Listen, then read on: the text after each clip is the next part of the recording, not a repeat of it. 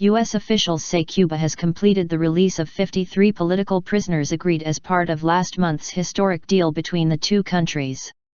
The U.S. said it had verified the release of the 53, which it welcomed as a very positive development. However, the U.S. said the release did not resolve the larger human rights problems on the island. Last month, the two countries said they would restore diplomatic relations severed since 1961. The thaw was announced in simultaneous televised speeches by President Barack Obama and his Cuban counterpart, Raul Castro. The deal also included the release of U.S. contractor Alan Gross from a Cuban jail, and the freeing of 3 Cuban secret agents from prison in the U.S. The U.S. has not yet disclosed the identities of the 53 Cuban prisoners released over the past days.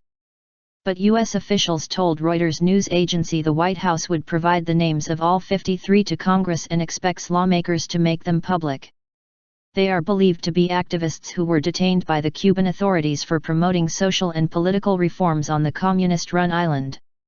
U.S. Ambassador to the United Nations Samantha Power said that welcome as that step is, and heartening as it is for their families, it does not resolve the larger human rights problem on the island. Continued pressure. U.S. officials said the Obama administration would continue to seek the release of other Cuban political prisoners still in jail.